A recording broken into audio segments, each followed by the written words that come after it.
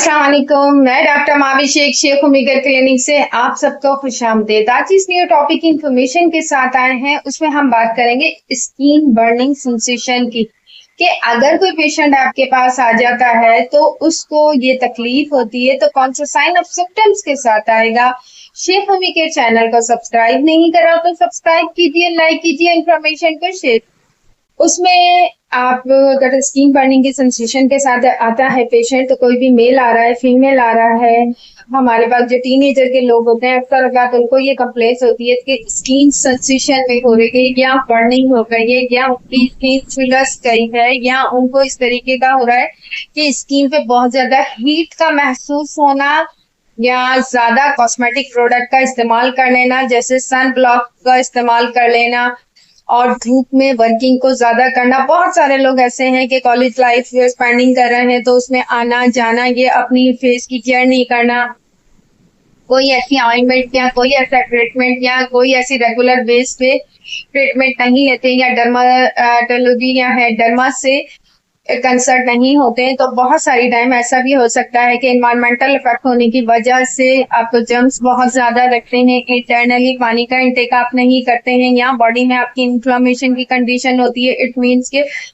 अगर हम अपना ख्याल नहीं रखते हैं या डिहाइड्रेशन का शिकार होते हैं, B6 B12 का शिकार होते हैं, तो हमें नहीं पता चल रहा होता है कि क्या हम अपनी डेली लाइफ के अंदर पानी का इंटेक अच्छे से कर रहे हैं या नहीं, न्यूट्रिशन पूरी ले रहे हैं या नहीं, मल्टीविटामिन का यूज कर रहे हैं या नहीं, या हम ऐसी ग़िज़ा या ऐसी खुराक का इस्तेमाल कर रहे हैं या नहीं जिसमें कैल्शियम, पोटेशियम, तमाम मिनरल्स, सब चीजें हमारी जिस्म की कमी को पूरा करते हैं।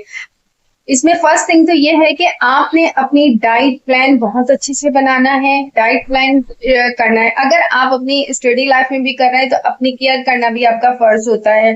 ये डेली रूटीन में आपकी क्या वर्किंग है, फिजिकल वर्किंग आपको क्या है, आपको यूटीआई का कोई इश्यू तो नहीं। बहुत सारे कॉजेज ऐसे आ जाते हैं जो मल्टीपल हमारे साथ चल रहे होते हैं लेकिन हमें हाईलाइट नहीं हो रहे होते, हमें पता नहीं चल रहा होता है कि हमारे साथ क्या हो रहा है। जस्ट एक सुपरफिशियली फेस पे नजर आता है कि एक्ने पिंपल निकल गए, पस आना शुरू हो गई, इन्फ्लेमेशन हो गई या स्किन बर्निंग हो गई या स्किन ब्लैक हो गई या स्किन में जलन हो गई, कोई इचिंग होने लग गई। अभी चेंजिंग वेदर की वजह से बहुत सारे लोगों को ड्राइनेस होने का बहुत ज्यादा फील हो रहा है। तो इसमें ये कि पानी का इंटेक आप अच्छे से रखिए, उसका बैलेंस रखिए, ऑयली चीजें से परहेज कीजिए, स्पाइसी फूड से परहेज कीजिए, फ्रेश फ्रूट का इस्तेमाल कीजिए, एक्सरसाइज प्रॉपरली कीजिए, फिजिकल वर्किंग प्रॉपरली कीजिए ताकि आपके हार्मोन्स भी बैलेंस में रहें।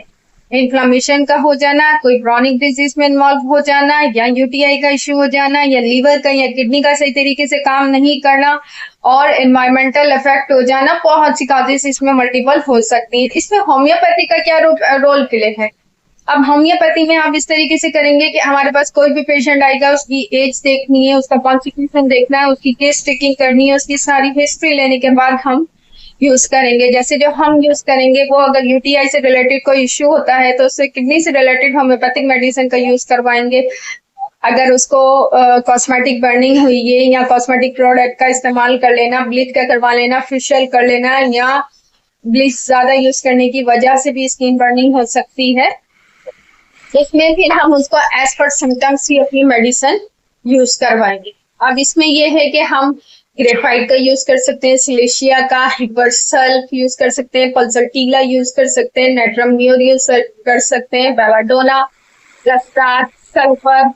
ये मल्टीपल ऐसी डिजीज ऐसी मेडिसिन है जिसमें हम एज पर सिम्टम्स मेडिसिन को पोटेंसी इस्तेमाल करवाएंगे कि पेशेंट का कॉन्स्टिट्यूशन कैसा है उसके हिसाब से ही हम ट्रीटमेंट देंगे। एक्यूट है, क्रॉनिक केस है, depend on the condition, male है, फीमेल है, इन सब बातों को मद्देनजर रखते हुए मेडिसिन देंगे। इसी के साथ मैं इजाजत चाहूंगी। Next topic, next video, next information के साथ मुलाकात करेंगे। डॉक्टर माविशेख शेख उम्मीगर क्लिनिक, अल्लाह।